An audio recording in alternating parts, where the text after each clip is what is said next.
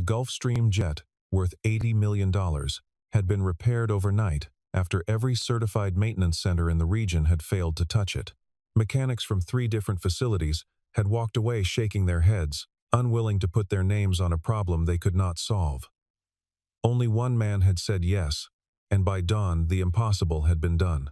Yet when morning came, the woman who owned the aircraft looked at the invoice on her desk and said, without lifting her eyes, that he would not receive a single dollar because the final approval signature was missing. The man across from her did not argue. He simply reached up, unclipped the engineer's badge from his collar, set it quietly on the table, and walked out of the hangar without another word, leaving behind an aircraft that was mechanically perfect and, in every legal sense that mattered, entirely unaccountable. An hour later, something happened that no one in that company had ever seen before, something that would ripple far beyond a single runway before the week was over. Every pilot scheduled to fly that jet refused, one after another, to take it into the air. Because a man named Ethan Brooks had just been told his word meant nothing, and in the world he came from, that was a debt no amount of money could repay. Victoria Sinclair had built an empire from nothing, and by the age of 39 she ran a technology company valued in the tens of billions. With her name printed on magazine covers from New York to Singapore, she was brilliant, decisive, and utterly convinced that money was the answer to every problem life presented her, a philosophy that had served her well from her earliest days, pitching investors in cramped conference rooms to the boardrooms she now commanded with a single glance. Colleagues described her as fearless, though those closer to her sometimes used a different word behind closed doors, one that suggested her fearlessness had less to do with courage and more to do with never having faced a consequence she could not eventually outspend. To Victoria, contractors were interchangeable, replaceable, and ultimately, beneath her attention, once their invoices were paid. Or in some cases, not paid at all, a habit she had never once had reason to question, because no one had ever pushed back hard enough to make her. She had built her fortune on the belief that leverage always belonged to whoever held the checkbook, and nothing in her experience had ever proven her wrong, not in acquisitions, not in negotiations, and certainly not in the small daily transactions that made up the operation of her private life. That belief was about to be tested in a way she never anticipated. On a runway, outside a private airfield. Over a jet she needed more than she had ever needed anything, and over a man whose name she would not soon forget. She was scheduled to fly to an international summit that would determine billions of dollars in future contracts, and her Gulfstream G700 was the only aircraft that could get her there on time, a summit her competitors would gladly attend in her absence, if given the chance. 2 days before departure, the jet's flight control electrical system threw an error that no diagnostic tool could immediately explain, and the aircraft was grounded, declared AOG, aircraft on ground, a term every executive in private aviation dreads, since it meant a schedule built around certainty had suddenly collapsed into an open question with no clear answer.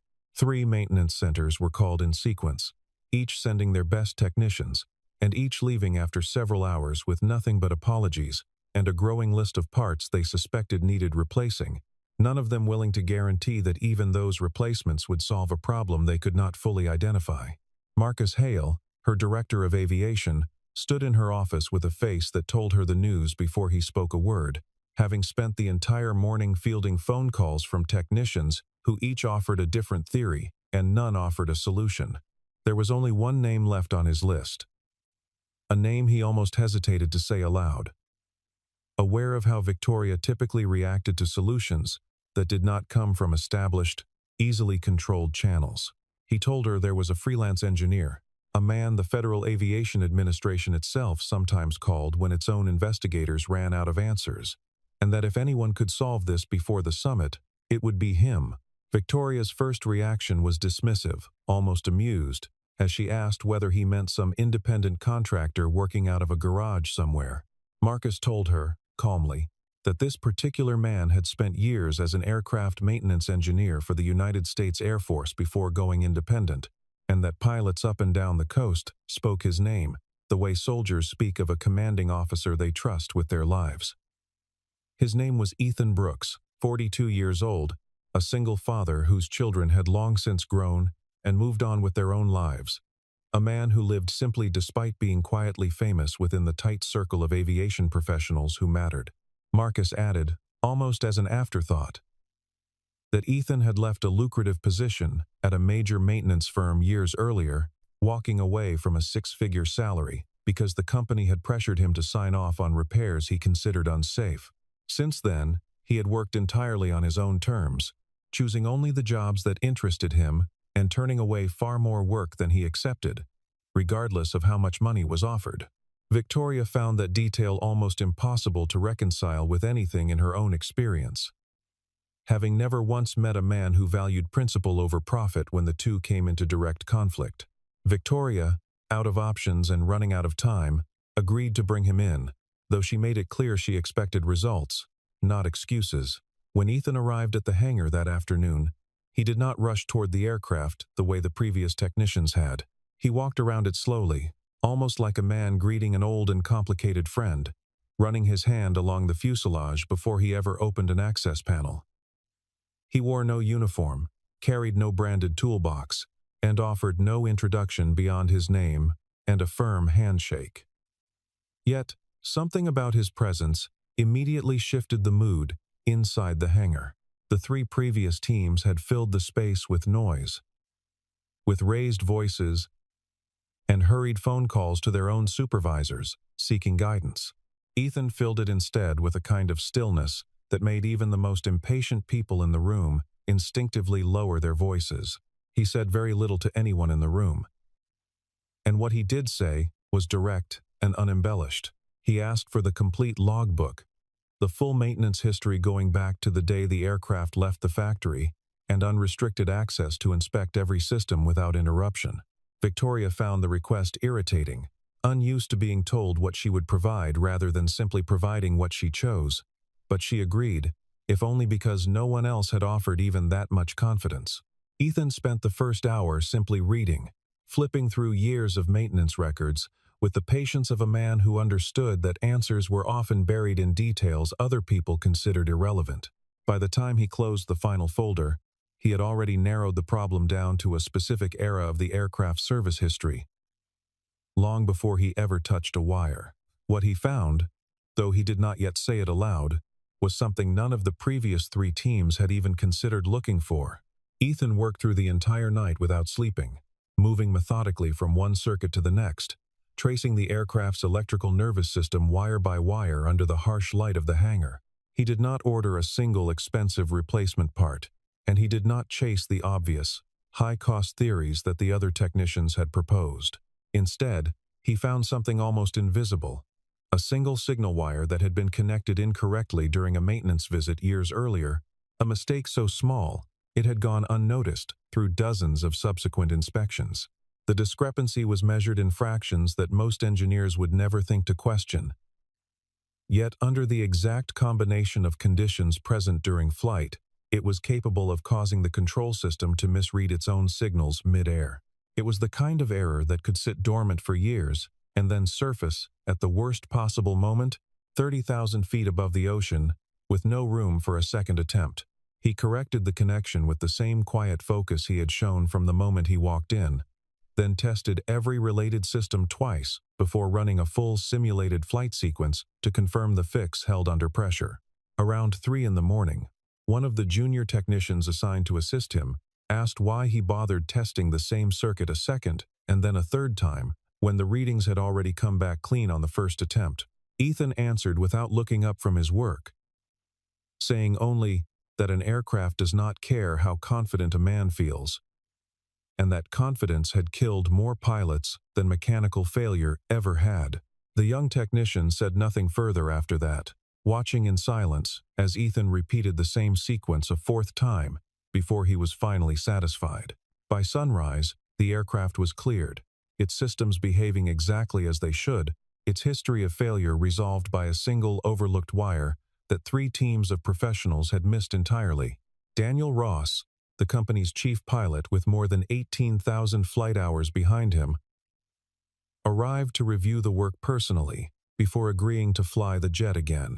Daniel had a reputation across the industry. He spent nearly an hour going through Ethan's documentation, cross-referencing every page against the physical systems himself, rather than simply trusting the written word, a habit that had kept him alive through 3 decades of flying. After going through Ethan's documentation line by line, Daniel looked up and told the room, without exaggeration, that it was one of the finest diagnostic efforts he had witnessed in his entire career. He shook Ethan's hand, an unusual gesture for a man who rarely extended that courtesy to contractors he had only just met, and told him plainly that he would trust his own family aboard this aircraft without a second thought. Word of what Ethan had done moved quickly through the small, tightly connected world of private aviation, and by midday, mechanics and pilots who had never met him were already speaking his name with a new kind of respect. The following morning, Ethan arrived to submit his final report and invoice, expecting the straightforward conclusion of a job well documented and thoroughly completed. He had barely slept, having gone home only long enough to shower before returning to finish the paperwork properly, treating the administrative closing of the job with the same care he had given the repair itself. Victoria read through the paperwork at her desk, her expression unreadable, before finally looking up with something close to a smile that carried no warmth in it at all. She told him the final approval signature was missing from the internal authorization chain, and that without it, she would not be releasing payment for his work, delivering the line with the same flat efficiency she might have used to reject an underperforming vendor contract.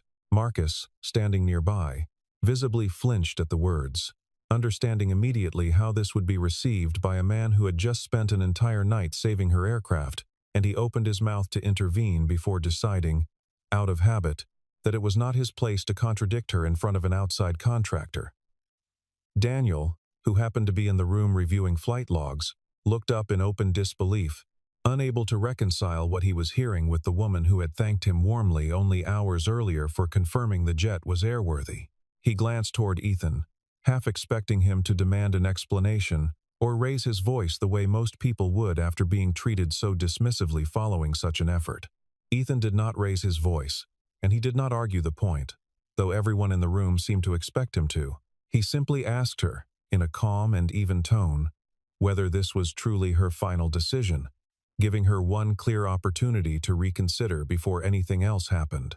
Victoria answered without hesitation that it was, her voice carrying the practiced certainty of someone who had never had to answer for a decision like this before. Ethan nodded once, then reached for the same report she had just refused to pay for, and signed it again, this time formally withdrawing his technical certification of the repair he had completed. In the world of aviation maintenance, that signature was not a formality, but the entire foundation of legal accountability, the single piece of paper that told every future pilot the aircraft was safe to fly. Without his name behind the work, the repair effectively did not exist in the eyes of anyone who understood what that signature meant. He stood, gathered nothing but his own coat, and told her quietly that he hoped she would never need him a second time, before walking out through the same hangar doors he had entered the night before.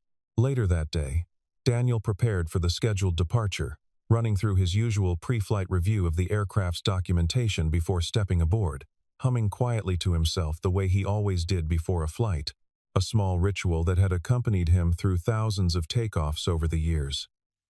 He asked, almost as a formality, who had provided the final technical sign-off on the previous night's repair, expecting to hear Ethan's name confirmed in the paperwork the way it had been every time before. Marcus, uncomfortable, explained that Ethan had withdrawn his certification that morning after a disagreement over payment, leaving the repair technically unconfirmed by the one person who had actually diagnosed and fixed the problem. Daniel said nothing for a long moment, simply closing the folder in his hands and setting it down on the counter in front of him, his humming stopping mid-note as the weight of what he had just heard settled over him. Then, in a voice that left no room for negotiation, a voice honed by decades of making decisions that could not be undone once the wheels left the ground, he told them plainly that he would not be flying the aircraft under those conditions. He added, almost gently, that this was not personal and had nothing to do with doubting the quality of the repair itself, but that a signature was not simply a formality to him, It was the entire chain of trust that made flight possible in the first place.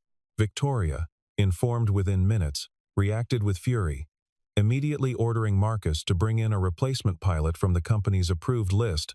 Certain that Daniel's stance was little more than an inconvenient overreaction, she could easily route around.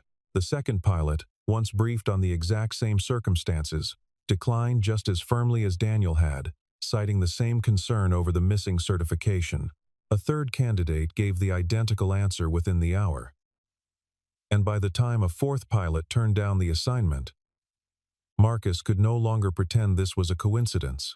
One of them, a younger captain with only a few years of experience flying private jets, admitted over the phone that he had never even met Ethan Brooks in person, but that every senior pilot he respected had told him the same thing early in his career, that a grounded aircraft was always safer than an unsigned one.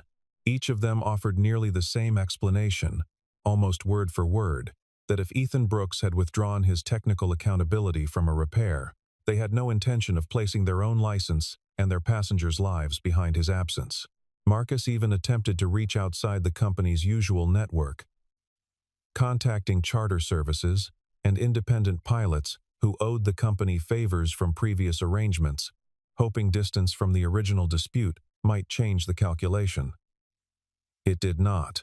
Word had already traveled faster than he could make phone calls, moving through group chats and private messages among a community of professionals who trusted each other's judgment more than they trusted any paycheck. Victoria stood in her office, staring at a phone that had stopped ringing with good news, beginning, for the first time in years, to feel something unfamiliar creeping into her certainty. The jet that had cost her tens of millions of dollars, and represented everything her company had built, was now sitting motionless on the tarmac because of a decision she had made over a single missing signature. For the first time, she started to wonder whether the man she had dismissed so easily held more power in this world than she did. Unsettled and increasingly desperate, Victoria asked her assistants to quietly gather everything they could find about Ethan Brooks, expecting to uncover very little beyond a small independent contractor with an inflated sense of self-importance. What she found instead unsettled her far more than the grounded aircraft ever had. Ethan had spent years preventing accidents before they happened, called in by federal investigators and private operators alike whenever a problem defied easy explanation. He had personally trained a generation of aircraft engineers who now held senior positions across the industry, many of whom still credited him directly for the standards they upheld in their own work.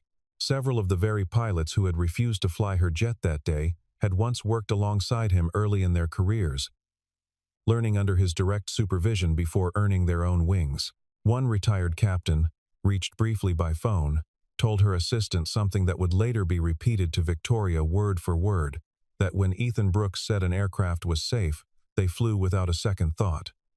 And when Ethan Brooks stayed silent, they stayed on the ground, no matter what anyone else claimed. The weight of that statement settled over Victoria slowly, the way truth often does when it arrives too late to be convenient.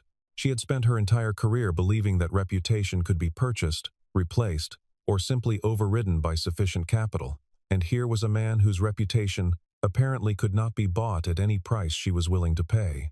She learned, too, that Ethan had once been called in after a near-catastrophic incident involving a regional airline, arriving at 3 a.m. to trace a fault that 2 federal investigators had spent an entire week failing to locate.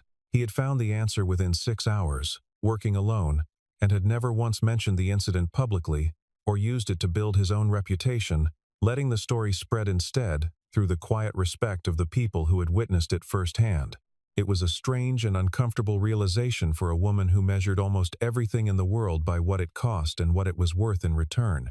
She began to understand, faintly and reluctantly, that there existed an entire economy of trust running beneath the one she had spent her life mastering, and that she had just discovered its existence by breaking one of its unwritten rules. In her world, a broken agreement could usually be repaired with an apology, a settlement, or simply enough time for the offense to be forgotten among people with short memories and shorter attention spans. In Ethan's world, apparently, a broken agreement meant something closer to a broken bond, the kind that could not be repaired with money, because money had never been the currency in question to begin with. She thought about the years she had spent building relationships with investors and partners, entirely through the language of contracts and incentives, and wondered, for the first time, whether that language had ever actually earned her the loyalty she assumed it had bought. The jet sitting idle in the hangar was no longer simply a mechanical problem waiting for a signature. It had become a mirror, reflecting something about her own judgment that she was not yet ready to fully confront. A reflection she found she could not look away from no matter how many times she tried to return to the familiar comfort of her spreadsheets and quarterly projections. Meanwhile, the aircraft itself remained exactly where it had been left, silent and unmoving on the private runway. A machine worth tens of millions of dollars accomplishing absolutely nothing for its owner. Every hour it sat, idle, translated into hundreds of thousands of dollars in lost opportunity, delayed negotiations, and mounting frustration among international partners who had structured their own schedules around Victoria's arrival. Her own board members began calling, first with polite concern, and then with barely concealed irritation, wanting to know why a woman famous for solving impossible problems could not solve the simple matter of finding a pilot.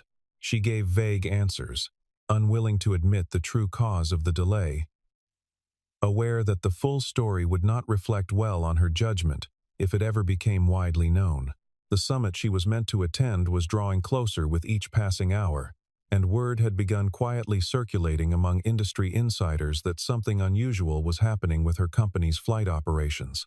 A handful of journalists who covered corporate aviation had started asking pointed questions, sensing a story forming beneath the surface of a delay that no one inside the company would fully explain. One reporter, working a routine story on private aviation trends, noticed an unusual pattern of pilot cancellations tied to the same tail number and began making calls of his own, though he had not yet connected the dots to Ethan Brooks directly.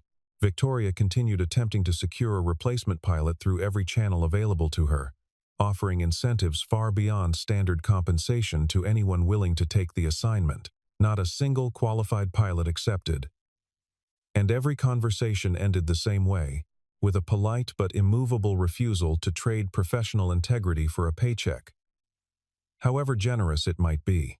Marcus, increasingly caught between his employer's mounting pressure and his own growing understanding of what had actually happened, made the decision to visit Ethan's workshop personally, hoping to find some way to repair what had been broken beyond the aircraft itself. He found Ethan exactly where he expected, working quietly on another project, unbothered by the storm his departure had created across an entire company. The workshop was modest, tucked behind a small hangar on the edge of the airfield, filled with neatly organized tools and framed photographs of aircraft he had worked on over the years, rather than any trophies or awards. Marcus asked, carefully, whether there was anything that could be done to bring him back, whether an apology or a different arrangement might change his position. Ethan listened patiently, then explained, without anger or bitterness, that this had never truly been about the money owed to him for a single repair. His concern ran deeper than any invoice, rooted in something he had spent his entire career trying to protect. He told Marcus a brief story from years earlier, about a young technician he had once mentored who had been pressured by a different employer into signing off on a repair before it was properly verified, and how that same aircraft had experienced a serious malfunction months later that very nearly cost several lives. That memory, he said, was the reason he could never simply let a broken principle slide by unspoken, regardless of how small the disagreement might look from the outside. If a chief executive was willing to withhold payment from an engineer after he had already solved a life-threatening problem, he explained, that same executive would eventually be willing to pressure engineers into signing off on work that was not actually safe, simply because it was convenient or profitable to do so. That, Ethan said quietly, was the real danger hiding behind what looked like a simple financial disagreement. He told Marcus, in words that would later be repeated throughout the company more than once, that safety in aviation begins with honesty, and that once honesty becomes negotiable, no signature and no certification means anything at all. He reminded Marcus that every checklist, every inspection form, and every signed authorization in the industry existed for one reason only, to ensure that the person putting their name on a piece of paper was staking their own integrity on the truth of what it said. The moment that integrity could be pressured or bypassed for convenience, he explained. The entire structure of trust holding the industry together began to erode, one small compromise at a time, until eventually something broke that could not be repaired with an apology. Marcus left the workshop with more to think about than he had arrived with, understanding for the first time that this had never been a dispute over money, but a test of principle that Victoria had failed without even realizing a test was taking place. He returned to the company uncertain how to explain this distinction to a woman who measured every conflict in terms of leverage and cost, rehearsing several different ways to phrase it during the short drive back, none of which felt adequate to the weight of what he now understood. What he did know, with growing certainty, was that Ethan Brooks was not going to change his position through persuasion, incentive, or pressure of any kind. The only path forward, if there was one, would have to come from Victoria herself, and from whatever she was willing to admit about the choice she had made. Back at her office, Victoria finally sat down to review the security footage from the night of the repair, footage she had never bothered to watch until the entire situation had spiraled far beyond her control. She watched hour after hour of Ethan working alone in the hangar, moving methodically through systems most people would never understand, pausing only to drink water from a bottle he had brought himself. He did not stop to eat. He did not leave the aircraft for more than a few minutes at any point during the entire night. Driven by something that clearly went beyond simple professional obligation, she read through his written report a second time, more carefully now, noticing details she had skimmed past the first time in her hurry, to find fault with the paperwork. She spoke quietly with members of her own maintenance staff, several of whom admitted, somewhat reluctantly, that they believed she had made a serious mistake in how she had handled the situation. One veteran technician, who had worked for the company for over a decade and rarely offered his opinion unprompted, told her plainly that in all his years in the industry, he had never once seen a client withhold payment from an engineer who had just delivered a flawless diagnosis under pressure.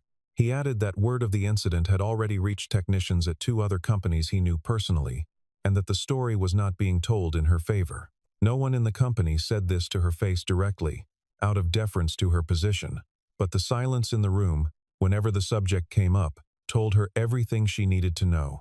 For the first time in longer than she could remember, Victoria felt something close to shame settle over her, an emotion she had spent years training herself not to show and rarely allowed herself to feel. She had built her entire identity around the idea that decisiveness was strength, that hesitation was weakness, and that anyone who worked for her ultimately worked for the money she provided them. She thought back to the early years of her company, remembering a time before the billions, when she herself had once been the one waiting on a payment that never arrived on time, and how that memory had somehow faded into irrelevance the moment she had power enough to be on the other side of the transaction. Watching Ethan on that footage, working through the night for reasons that clearly had nothing to do with financial incentive, forced her to confront an uncomfortable possibility. Perhaps there were people in the world who could not be motivated, controlled, or measured by the same rules she had used to build her fortune.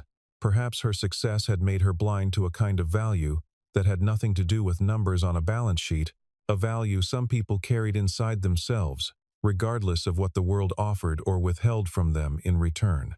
She sat alone in her office long after everyone else had gone home, staring at a paused frame of a tired man, checking one more wire before finally allowing himself to rest. And for the first time in a long while, she did not reach for her phone to fix the problem the way she usually did. The next morning, Victoria did something she had not done in years, arriving at Ethan's workshop without an assistant, without legal counsel, and without the security detail that normally accompanied her everywhere she went. She had dressed simply that day, without the usual tailored armor she wore into boardrooms, as though some part of her understood that none of that would matter here. She carried with her an envelope containing the full payment for the repair, along with an additional bonus far beyond what the original invoice had specified. Believing, out of old habit, that a larger number might still be the fastest way to smooth over what had happened, Ethan accepted the envelope politely, opened it in front of her, then quietly removed the bonus portion and placed it back on the counter between them. He kept only the exact amount originally owed for the work he had performed, nothing more and nothing less than what had been fairly earned. The gesture unsettled her more than any argument could have, because it removed the one tool she had always relied upon to resolve conflict, leaving her standing in a small workshop with nothing left to offer but her own honesty. Victoria asked him, genuinely confused, why he would refuse money that was rightfully his to take if he wanted it. A question that seemed to surprise even her as it left her mouth. He answered simply that he had not repaired her aircraft in hopes of receiving a reward beyond his agreed fee. But because somewhere, eventually, real people would be sitting in those seats when the jet left the ground, he added, after a pause, that the moment he started doing the work for anything other than that reason, he would no longer trust his own judgment the next time a life depended on it, and that was a risk he was not willing to take, no matter what it cost him personally. Victoria stood quietly for a long moment, turning the envelope over in her hands, searching for a response that did not sound as hollow as everything she might have said only a week earlier. She realized, perhaps for the first time in her adult life, that she was in the presence of someone operating by an entirely different set of rules. Rules that had nothing to do with negotiation, leverage, or the comfortable assumption that everyone eventually had a price. Something in that answer broke through whatever composure Victoria had carried into the room, and for the first time in front of another person in longer than she could recall, she felt tears rise that she could not immediately stop. She had spent her career treating every transaction as a negotiation to be won, and here stood a man who had turned down free money simply because accepting it would have contradicted the reason he did his work in the first place. She thought, briefly and painfully, of every contractor and vendor she had ever pushed to accept less than they were owed, simply because she could, and how easily she had always justified it as sound business practice rather than what it actually was.